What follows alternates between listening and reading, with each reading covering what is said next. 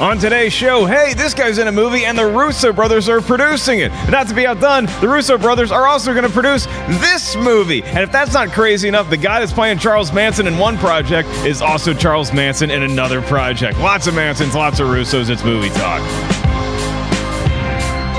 One of the more fun teases I've ever gotten to do in my life. Not very bad. simple. A lot of Russo brothers projects. A guy playing Charles Manson's going to be in a couple things. I am merely Mark Ellis. Over here, maybe two of the most talented panelists that you will see on Movie Talk.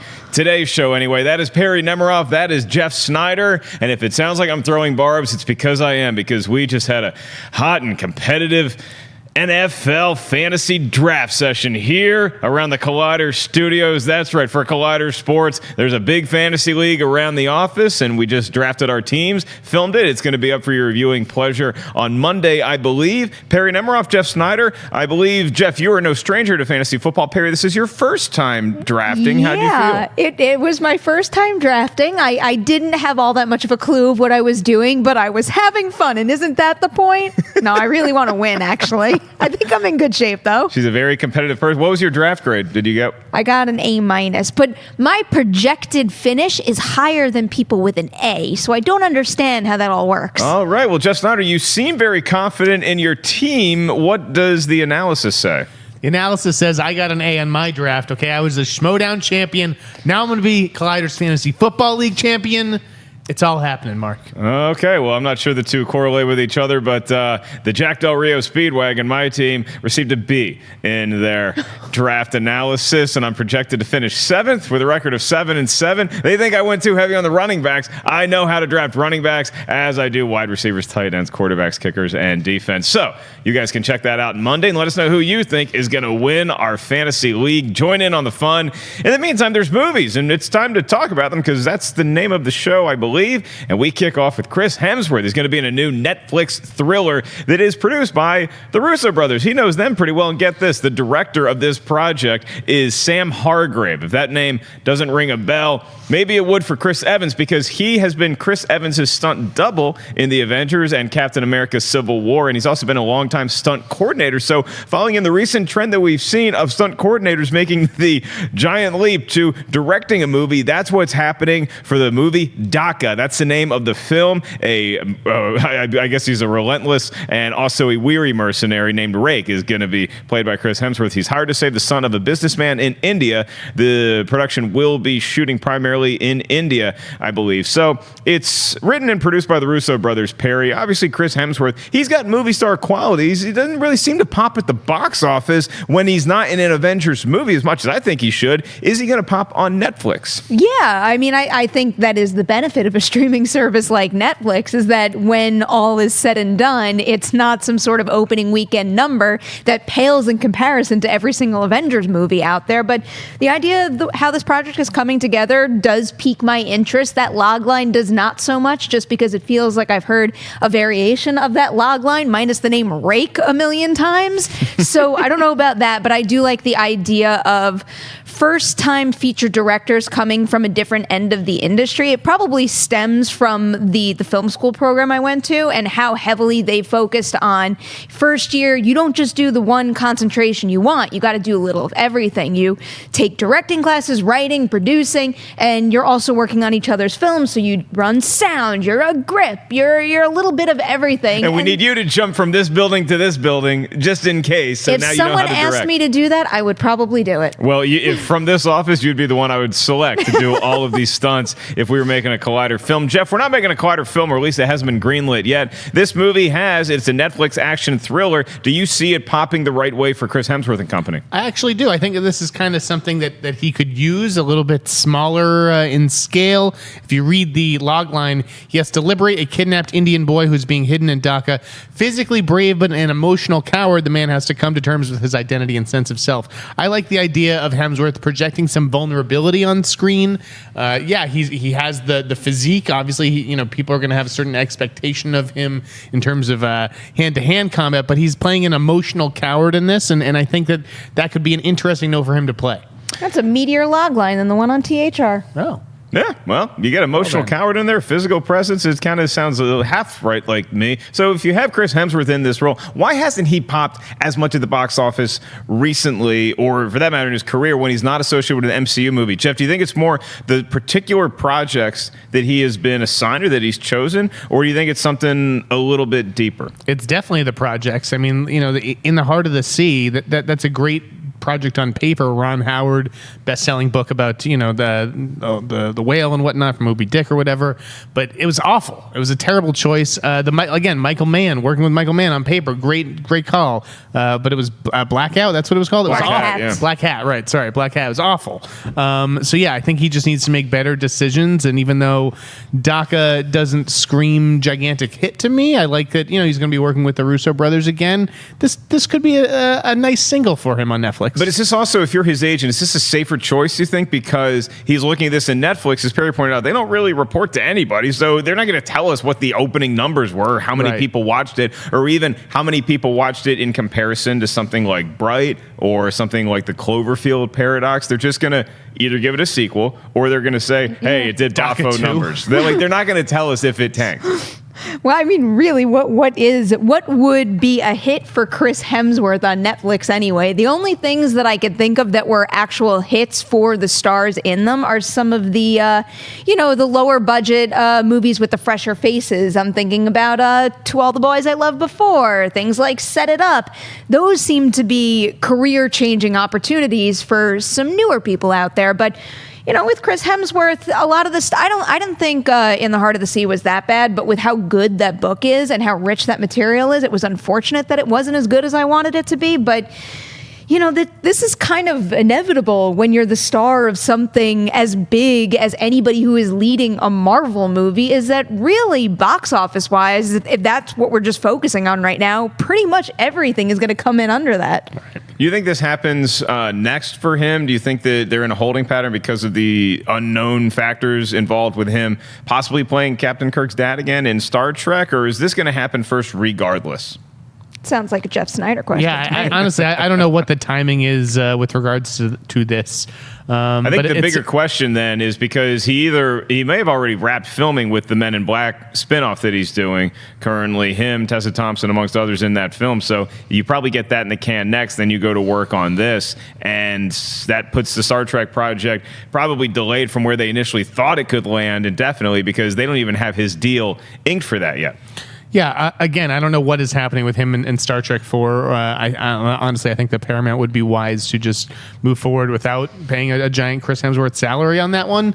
But this Dhaka project sounds like something he could bang out in like a month. I don't think it would be a real extended shoot that would eat into his, shooting calendar. Well, we're done with Chris Hemsworth news for the time being, but not done with the Russo brothers, because they're producing another film, and this is from the Danielses. They're not actually brothers, Daniel Kwan and Daniel Schneider. They also did Swiss Army Man. A lot of people called it the Farting Corpse movie, where you had a dead Daniel Radcliffe and a very alive Paul Dano running through. They were stranded on an island together. Saw that movie, really took to it. I thought it was a very inventive flick. It was kind of turning Castaway on its ear a little bit. So they're going to be doing Everything Everywhere All at Once. It's an interdimensional action film. It's going to reunite two stars from Crazy Rich Asians. That's Michelle Yeoh and Awkwafina. We don't have details on the plot yet, but the Russo brothers are producing it again, and it seems like that they're starting to lean that way more and more, Perri, where they're getting into producing a lot of things. And after you take the time to make these huge giant MCU films like the two Infinity War films, Civil War,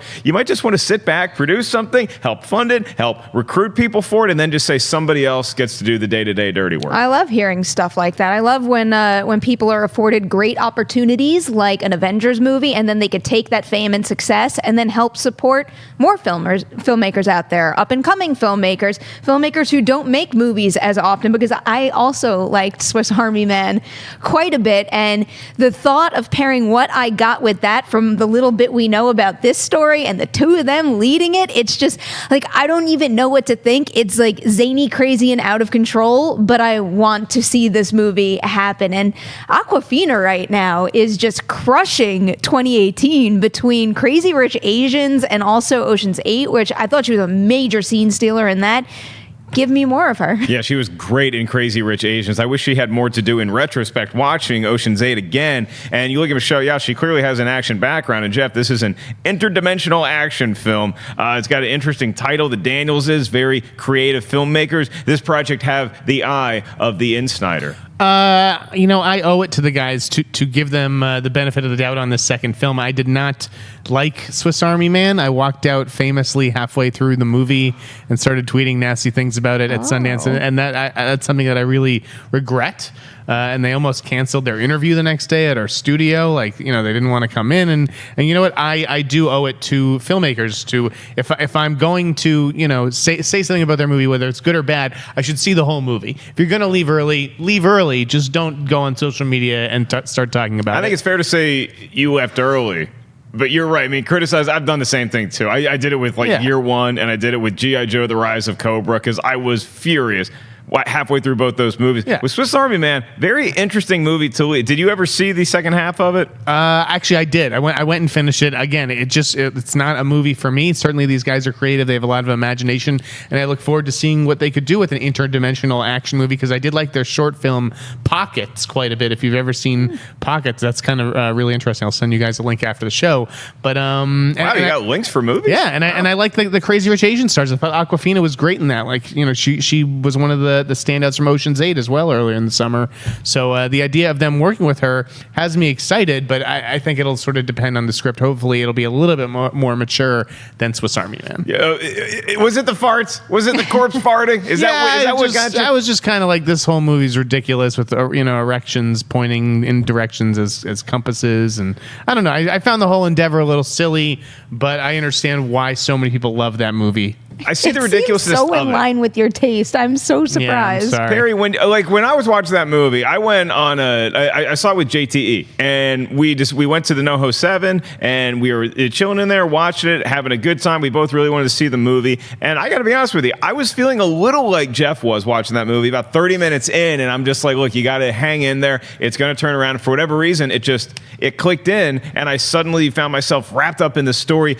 I can highly recommend it to people, but you got to take it with a grain of salt. Of and course. It's not a film that is going to be for everybody. So I would say tread lightly, but if it's something you think you might want to enjoy, I recommend checking it out. Yeah, I mean, watch out for the headlines. And that year, the headline out of Sundance, I think actually the hottest headline out of Sundance that year was everybody calling it the Daniel Radcliffe farting corpse movie. Right. And yeah, that did pique my interest a little bit. I went in kind of wary because I'm not the biggest fan of poop and fart humor all the time, but when it's a dead guy. Well, I also thought the movie had a whole lot of heart, and the two of them sold that, especially Paul Dano, because if you don't have that anchor in Paul Dano, you're not going to buy into it at all. But his performance in that is so good that it really wound up working for me. Have you ever, Perri Nemiroff, I can't imagine you've done this, so I'm betting against it. Have you ever left a movie early? I have not out of rage. The worst I've done is fallen asleep in a movie, but it wasn't a movie that I was covering for work, and it's because, maybe I had a drink before. I was tired. It was late. Whoa. Can you name the movie, or would you prefer not? I'll name the movie. It was The Boy.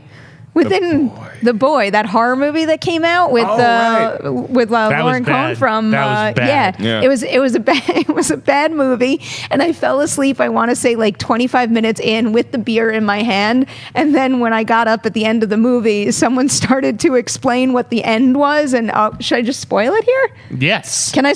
I think it's allowed. My deepest apologies for anybody who really cares, but apparently there was a boy in the walls, and someone told me that after, and I'd been convinced that I saw the whole movie. And when they said that, I'm like, you're messing with me, aren't you? If you have not seen The Boy yet, don't worry. Jeff Sneider was happy to email you a link. You guys just dodged a bullet. There's two movies that I remember falling asleep. One was Conan the Barbarian, the remake with Momoa, and it's for two reasons. One, I was really tired, and two, it's a terrible movie, and it was 10 minutes in, and I nodded off. And the reason why I woke up is because somebody else in our row, I was sitting on the aisle, was trying to get out because they were leaving. And so they woke me up. The other one was due to alcohol, and it was Huntsman 2, Winter's War. Chris Hemsworth movie. Yeah, went in there, had a couple beers at the ArcLight, and I was like, I think I'm going to take a nap for this one. For me, it was Ain't Them Body Saints. Oh, yeah. Ain't it nap time? Ain't it nap time? Well, it's time for you guys to get revved up for the fall movie season because there's a lot of Academy Award and other award show nominees that are going to be rolling out quickly. And don't worry, here at Collider Video, we have you covered thanks to the new show we're about to launch for your consideration. And some familiar faces to you are going to be the two panelists sitting to my left. Perri, Jeff, you guys have anything to do with that show? Anything you want to tell us about for your consideration? We got a little something to do with that show. It's the two of us and our man in charge. It's Scott Mance who's hosting everything, and we're basically going to be covering everything award season all the way through to the Oscars. We're all going to TIFF next week, so it kicks off with a couple mini episodes next week, and the second we hit the ground in Toronto, you're going to get a significant amount of coverage there. We're the only awards experts on the internet that you need to pay attention to. Forget the trades, forget the gurus of gold. We're going to have the answers to all your awards questions for your consideration. Well said. Sorry, Perri, did you say all of us are going to TIFF? All of us at this table. All of us at this table are going. I don't know what you had to do. Wait a minute. Wait, did I pull some strings in your favor and now you're going to the Toronto International Film Festival as well? No, actually. I think you were supposed strings. to pull some Rotten Tomatoes strings. Wow. Hey, look. Yeah. Neither here nor there. Did you mess up the strings you were pulling for me? Look, I'm an expert puppeteer, and I happen to look like most ventriloquist dummies, so I know how to do this. I just wasn't where Jeff Sneider was going, but now that I know he's going to be there too, it's going to be very exciting to see all of those fine films with you folks. Swing by my Airbnb late night, Ellis. I think I will reserve a big no for that one, but I appreciate the offer, and we will move on to our next story. But not before I remind you guys that I'm going to be in Atlanta this weekend telling some jokes at the Relapse Theater. It's Friday night, 8 p.m. Grab your tickets now at markellislive.com. You can use my promo code Schmoes, and y'all can get there in time because tickets are selling pretty quickly, so make sure you guys get there. Doors open at 7. Show starts at 8. Me and a lot of friends going to be there. Whole lot of fun, I hope. First time performing in Atlanta. I'm headlining for the very first time, and I did my very first open mic there 14 years ago at the Uptown Comedy. Do you need an opener? John Roca told me he was not available. Do you have somebody else in mind? Well, I could do it. I'm working on a bit. I'm working on a routine. Are you really? It's filthy though. Okay, well, I wouldn't expect anything less. I might I'm going to look into something up at Toronto if I can get some time free. So I'm doing my best, guys. I don't know if I have any free time, but if I do, I will do stand up, and maybe Jeff will be in the crowd. Maybe you can write me, Judge. Would you do stand up on a upcoming? I think I could do it. It's something that I think I could do, but then I'd probably go up there and bomb horribly. I'm not trying to sound like a cocky old pro. A lot of people think they can do it. Right, But, hey, exactly. Roca pulled it off. Looks easy. So, yeah, I mean, if I can do it, anybody can. We also want to remind you guys we have a lot of channels here you can subscribe to, such as Collider Quick, Collider Sports. Hey, that's where all the fantasy stuff's going to be. And Collider Games. We also have the Wrestling Sheet. And I believe Collider Quick is where the new vid that just dropped today. Go ahead and subscribe to Collider Quick right now. And I'm going to tell you about it while you do it. It's After the Snap. It's pretty much what happened to life on Earth for the people who survived the snap from Avengers Infinity War. So Thanos went like this. A lot of people faded to dust. Some people didn't. What happened to them? You can find out on After the Snap. Check that out on Collider Quick. And we are going to move on to our next story that involves Charles Manson, and not the actual psychopathic murderer, the guy who's playing him in not one but two projects coming up. One is Quentin Tarantino's famous Once Upon a Time in Hollywood. Now, the actor that he recruited to play Charles Manson is Damon Harriman. Unbeknownst to us until today is that, hey, wait, Damon Harriman, that name sounds familiar. He's also in that show Mindhunter. Guess who he's playing in Mindhunter? Charles freaking Manson. Yeah, so they had already filmed Manhunter, and then he's going to show up and just say in character. Now, it is a different time period, Manson, if that means anything to you. In Mindhunter, I believe he was already in jail. He was like in the 80s, and then here he's going to be obviously Charles Manson in the late 60s. That character is said to be a backdrop in the story Tarantino is telling in Once Upon a Time in Hollywood. It's going to revolve around a fading actor and his stunt double. Now, you look at Harriman. He's also played notorious criminal, the kidnapper of the Lindbergh baby. So he's done that too on his resume. And then he's also been on Justified. He was in The Water Diviner, Russell Crowe's directorial debut. Sneider, if you are hanging out with Damon Harriman and maybe you're his friend, maybe you're his agent, do you worry about getting typecast as murderous psychopaths, or do you say, hey, it's a great paycheck, you go get all the Manson checks you can? I mean, I think that is the easy way to look at it. Like, oh, you don't want to get typecast as a serial killer. But when Fincher and Tarantino come knocking on your door in the same summer, that's a pretty good summer. Like, you don't turn that down. The way that it was relayed to me, the Wrap broke this news that Harriman was going to be playing Manson for Tarantino a couple days ago. It totally caught me off guard. That's a role that I was sort of chasing and could never pin it down. So I started asking questions after that article, like, who is this Damon Harriman guy? And people started telling me, he's actually already playing Manson for Fincher. Fincher beat Tarantino to the punch, and Tarantino, I guess, heard that it was working out nicely and said, I want to see this guy and have him audition for my movie. So I don't know if we're going to see Mindhunter before Once Upon a Time in Hollywood actually comes out next July. I guess it could come out early summer, but it more likely, I think, is an October release in the fall.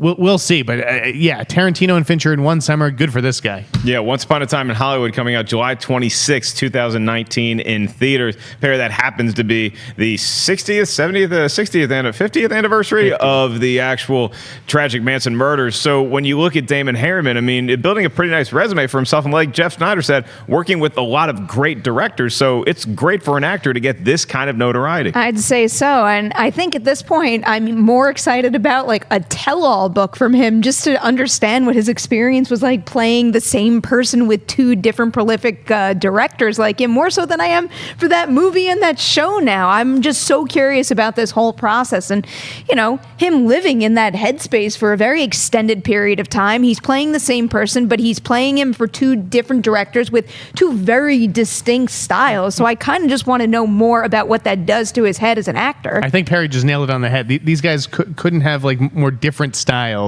Tarantino will probably be very loud and in your face, and Fincher's more restrained. And again, in one of them, we're going to see Harriman as Manson, sort of calling the shots, influencing people. He'll have those crazy eyes and whatnot. And then the other one, he's going to be behind bars, and he will have already been there for close to a decade.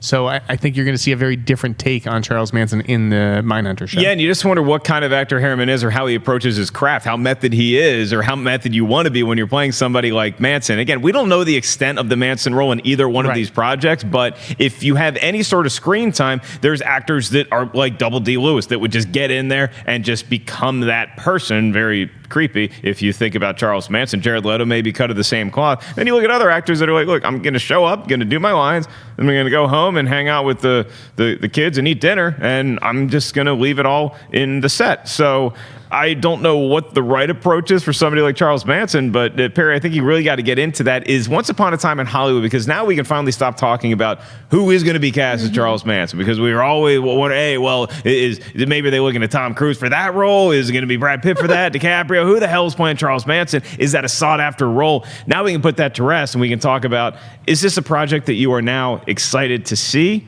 I've been excited since day one. It doesn't matter what Quentin Tarantino does next. One of his movies will always be on my most anticipated list. And with every single name, every single, silly first look image that comes out, the meter just goes higher and higher and higher for me. And now that I think every single role at this point, or at least most of the big ones, are all fleshed out and cast up, I'm just kind of sitting back and waiting, because there's really nothing more we could do. I'm assuming we're going to get a bunch of other images as they come out. But now make the movie, make it right, and just justify my high expectations. Yeah, Jeff Sneider, you're a guy who would want the Tarantino slice on the wheel if you were playing a Schmoedown today. What do you want to see from this movie? Do you want to see this harken back to another one of Tarantino's films? Do you want to see him veer off in a different style as far as storytelling goes? What are you hoping to check out? I just don't want it to be too tongue-in-cheeky, I just wanted to see him sort of make a serious movie again. Because I feel like he's been doing like exercises almost. You feel like Django was too much? I feel terrible saying this because he's like my favorite filmmaker. Hateful Eight was his last film, and it was my least favorite of his films. So it felt like a play. It felt very small. I like that this is going to be a little bit more epic and sprawling. Plus, he's a great LA filmmaker. Look at Pulp Fiction. Look at Jackie Brown.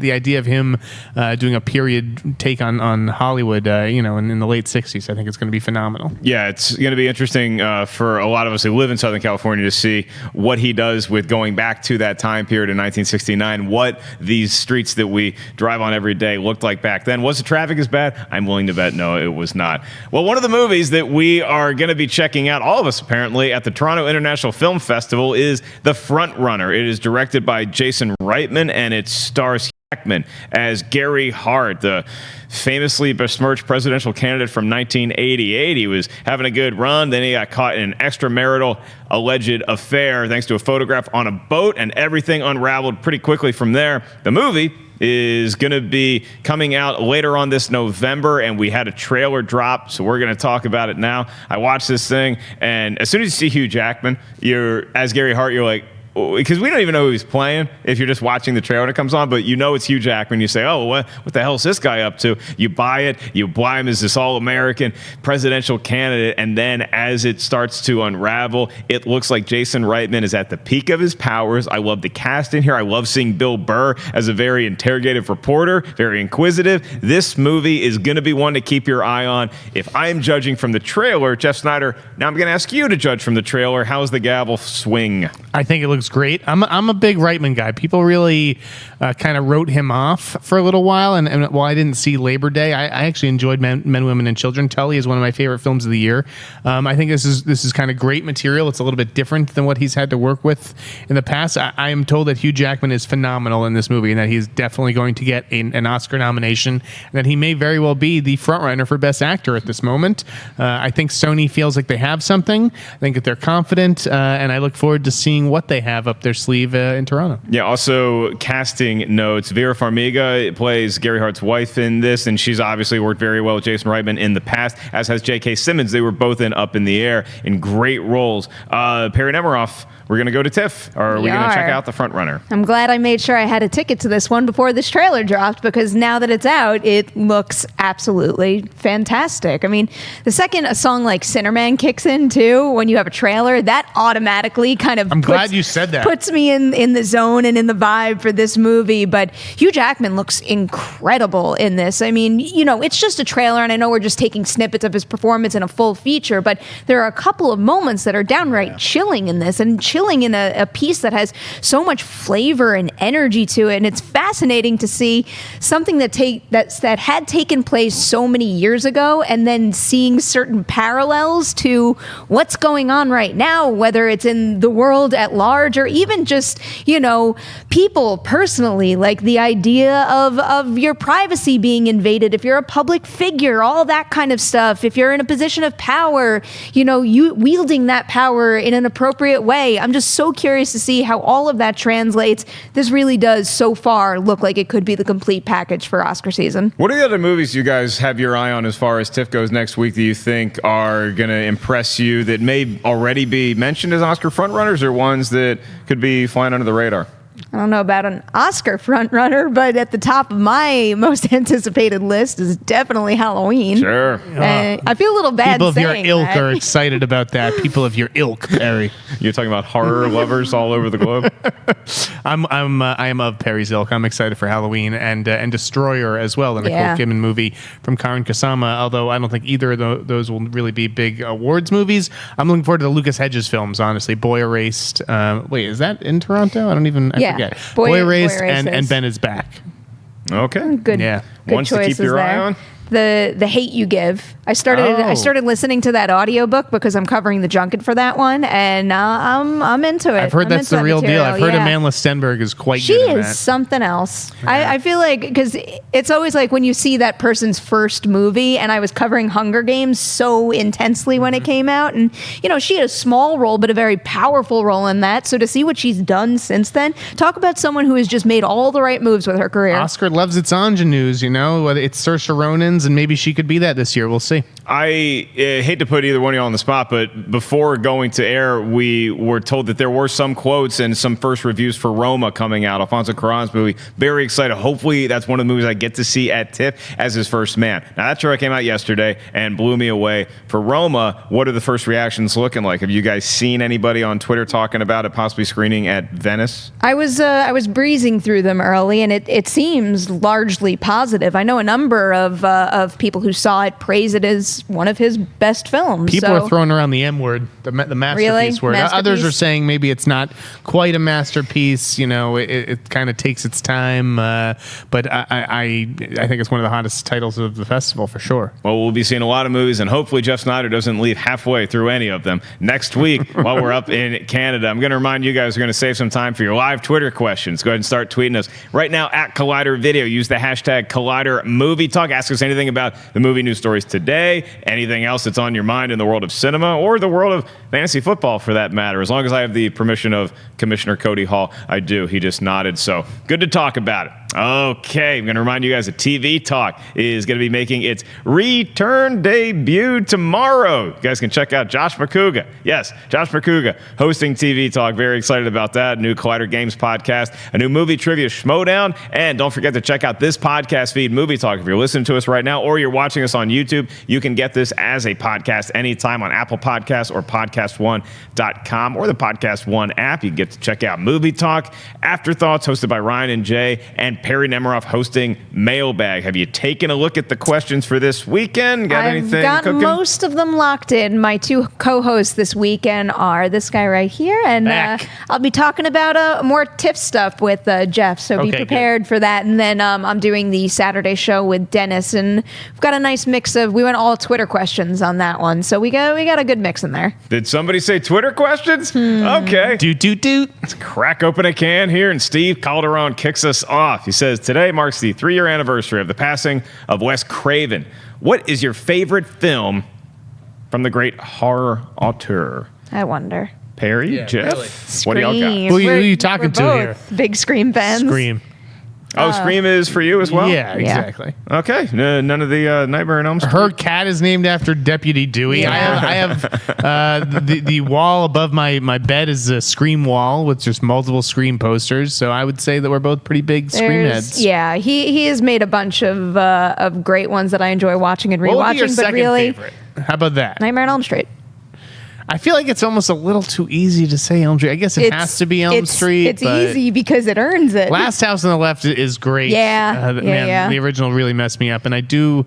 Did he direct People Under the Stairs or People Under the Stairs is his. Yeah, Yeah, he I like did that direct one. that one. Yeah. I do like that one. He also did the original Hills Have Eyes. Yeah. I think it was the if not, it was a version of it. Yeah, I go Last Pretty House creepy. over that one.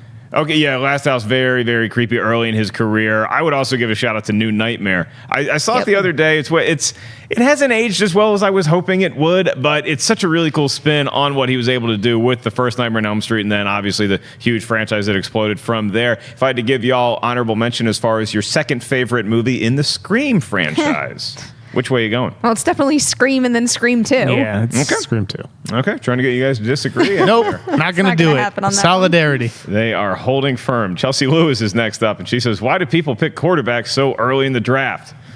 I don't think any of us did. I don't think I actually did. I would not have taken Brady as early as I did, but I really just didn't want any of you guys to have him. Didn't you also pick a kicker really early? I did. I like my Patriots, lay off. Yeah, I find that in every draft I've been in, it This is seems that guy. mostly fans of the New England Patriots draft Tom Brady simply because they cannot stand Can't to bear. have Tom Brady on another team in their Oh, league. yeah. God forbid they had to root against the Golden Boy for any stretch of time. Yeah, I can't do it. Sorry.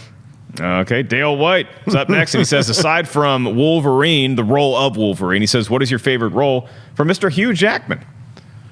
Ooh, boy. Yeah, you can't go Scream on that Besides Nah. Wolverine. Okay. one. You want to go Les Mis? You want to go No. Greatest Showman? You want to go the actor that makes a cameo in Night at the Museum Part 3? I think I know what it is, but I want Perry to go first. I don't know. You're first. cheating and looking I've at been his going up- filmography. I'm that's- trying to remember every movie he made All right, right now. I'll Jeez. cast the first die here, and I will say Swordfish. It was a movie that I remember, and him and John Travolta. Travolta's right. really over the top in it. Halle Berry's in the movie, so I'm really just here to kill time while. they Okay, look I got up. it. I got it. You? Okay, what do you got? Okay. So here, just take it. So I feel like most people would say The Prestige. I Good thought he call. was great in Eddie the Eagle, but the movie that I do think Hugh Jackman was just the best in was actually Darren Aronofsky's The Fountain. That movie gets a lot of undeserved crap. I have only seen it once. I saw it at a very specific point in my life when it really spoke to me, and so I think it's great. Again, you could show me that movie next week and I could have a totally different take, but from what I remember, Hugh Jackman in The Fountain was just unbelievable. Looking at that didn't help. It made it more difficult because I saw Prisoners, and he is so good in Prisoners. Yeah. But when I start to weigh my favorite movies that he's in, I think I would put Eddie the Eagle above that because so good. I can't stop watching Eddie the Eagle. It's such a good movie across the board, but it's also just one of the most ideal inspirational sports movies where it doesn't matter what kind of mood I'm in, that movie is over and I feel like I am flying. Did you see it? Eddie the Eagle? Yeah. I did, yeah. Yeah. And I really enjoy the ending because a certain song kicks in. And so you start throwing Eddie the Eagle and the Prestige around and Prisoners, and all of a sudden my Swordfish Prisoners, pick. I forgot. Not I looking also so really good. like Yeah, Real Steel. The Swordfish. That's why has you need to turned. cheat here, Ellis. I'm just trying to run the ship as best I can. I feel like Chris Hemsworth in the heart of the sea right now. Let's move on to a couple more Twitter questions, and we will call it a day. Shiraj says, "Hey, Ellis, greetings from Melbourne, Australia. Hey, good to see you again. With your talent in pulling strings, his question is, what's your favorite movie puppet of all time?" And his is one that I will reveal after you guys search your brains for puppetry. We could go animated too. I mean, Pinocchio is a pretty popular puppet. I guess. I know he's a real boy and all, but to me, he's still a puppet, and I will never acknowledge him as an actual human I think being. I have it. All you right, got? what's yours? Are you going to say something in Happy Time Murders? No, I was going to okay. say, isn't there a scene in Nightmare on Elm Street where somebody's operated, one of the sequels where somebody's operated by a puppet? I guess by I these believe rules, that is kind of Nightmare on Elm Street 3, The Dream Warriors. Yeah, I remember that being and cool. I know that because of the creepy nun, and that's one of the guys that's in the group hospital, and he gets up, and then Freddy. Oh, Yeah, that boy. always freaked me out. Oh, but yeah, it's a tough way to go. Does the girlfriend in Lars and the Real Girl count? Yeah, That yes, might it be my favorite. favorite. It's a I'll go- inflated doll puppet. Yeah, Sure. I'll go with that. Okay, well, now I get to make y'all feel silly because Shiraj said his favorite puppet of all time, little creature called Yoda. So Yoda's pretty great puppet, and you don't think of him as a puppet. Gremlins instead? You can certainly take I want Gremlins. Gizmo. I was thinking, never mind. Yeah. I was thinking literal strings. That's why. Well, I was also thinking like just Muppets. And I got, There's nothing wrong with I Muppets, boxed by the way. myself Let's not into just that. cast all Muppets aside because you didn't want to take a Muppet. Kermit the Frog. I mean, one of the greatest living human frog. He's much more human than Pinocchio. He's not human. Kermit the Frog is definitely could pass for a human being. Pass. Yeah, I want Kermit the Frog to vote one day. I think he's got a lot of things. I want him to run for office. That's what I want. Then you catch him on a boat with Miss Piggy and everything goes crazy. Okay, we are going to move on to our last question today, and it comes from Matthew Spencer, and it could get hot in here because he says, "Can Avengers 4 live up to the huge hype that Avengers 3 got?" He's afraid that after Avengers Age of Ultron, coming off the heat from the first Avengers, that it might suffer from too much hype. Is it time to officially start worrying that even the Russo brothers and all their greatness and all these characters cannot come back from such a massive movie? I feel like Ellis did this to set me up. I was being too nice today. I had to be negative before the end of the show. Sure. No, I don't think it could live up to it at all. I don't think any of these movies live up to all the just the tidal wave of hype that accompanies each and every one of them. Do you feel like that's my any answer. MCU movie that has come out and then you've seen the subsequent where I hype was like, has oh lived up- wow, that was a surprise? Like, No, a movie that you saw and appreciated and you thought warranted the hype that it got, or do you think all of these MCU movies are just a little overblown? I think all of them are overblown. Every single one of them. Yes. Okay. Favorite MCU movie? Ant-Man. I feel like I'm asked that once a week. Yeah. Somewhere in the Collider universe. Yeah. It's Ant-Man. Okay. I don't know. You got, like Harry Nemiroff. Guardians lived up to the hype. So did Spider-Man: Homecoming, Thor: Ragnarok, Black Panther. I would say Infinity War. I also think that Kevin Feige and the architects over at Marvel, they know where they have set that bar after Infinity War. And you don't do something like what you did in Infinity War if you can't make do on it in the next chapter. Also, this next chapter from a business perspective is a major move for them. They need to do something in Avengers 4 that teases phase whatever they wind up calling it, because I think they said they were ditching phases, but the next wave of Marvel movies that relies on how we all react to Avengers 4. Okay, a lot of people weighing in on the chat room on this one, and it's interesting. I mean, so Sky Patterson says Avengers 4 is probably going to be a great film, and it may be even better than Avengers Infinity War. A great film. It could be a great film. Yeah, it could. It could be a great. I mean, I don't know if it's going to be as good as the first Ant-Man, but technically, Tommy Wiseau's next movie could be a great film. All right, and then we go on to Fired from Gringotts says the question is, how's the movie after Avengers Infinity War going to be? Like the next huge team up of whatever that is or whoever survives Avengers 4. Because look, the thing about Avengers Infinity War, everybody's got to remember is like, sure, could have been a little emotional when the snap happened and all that stuff, but you knew in the back of your mind, even if you were 6 years old and you came to the theater dressed as Black Panther, dressed as Spider-Man, dressed as any of these characters, you knew in the back of your mind, wait a minute, I bet they're coming back in the next movie. After Infinity War Part 2, you're not going to have that luxury, and you could lose some superheroes that you have come to know and love for a darn long time, Perri. Was I following that? Are we talking Avengers 5 right now? Now we're talking about Avengers 5. Okay. No, I'm talking about how Infinity War Part 2, Sneider's head is literally going to explode, and it's going to be kind of fun to watch. I'm talking about how the ending of Infinity War Part 2 is going to put a lot of pressure on the next big team-up movie. Yeah, so like essentially Avengers 5. Yeah. Like that's what we're talking. Yeah. I couldn't even begin to make a prediction for that because, one, we don't really know who is going to die, who's coming back, who's going to stay dead and all that stuff. And then on top of that, we don't know what that next phase of Marvel movies is going to have yet. And, you know, that's the pressure that they've put on themselves right now is you can't keep doing the same thing over and over. So I'm hoping the next wave has something different about it. And then that'll pave the way to a different type of team-up movie. Maybe they'll build around Blade. Maybe Wesley Snipes will come back like the internet told me this morning. Hey, I would be up for that in a heartbeat. Well, we leave with a comment from David Jordeo in the chat room, and he says, come on, Sneider, Kermit is as real as you and me. I think those are words to live by. And Kermit, as we all know, has tea on everybody. Thank you guys for tuning in to this episode of Collider Movie Talk. We appreciate you watching each and every day or listening if that's what you choose to do. We will be here on Monday for Labor Day doing a special episode giving you our fall movie preview. What are the movies we're most hyped for? Whether we get to see them in Toronto super early or whether we have to wait like everybody else and go see them opening weekend. Those are going to be the movies we cannot wait. So make sure you guys chime in on Twitter. You can start right now. Use the hashtag Collider Movie Talk and tell us what fall movies are you most excited about. We'll hopefully answer some of your questions and give our picks on Monday's episode. And with that, hope you all have a great weekend. Thank you, Perri Nemiroff. Thank you, Jeff, the Insnider Sneider, for joining us. I believe that your NFL fantasy teams are overhyped, and I believe that the B rating Jack Del Rio Speedwagon is taking it to the house. Have a great weekend. See you in Atlanta, everybody. Tom's projecting. Hey everybody, Mark Ellis here. Thanks for watching this episode of Collider Movie Talk. You want to watch more? Then click up here, or you can click right here for more great content from Collider. And if you haven't subscribed to Collider Video, do so right now and share this vid with your friends. Thanks for watching.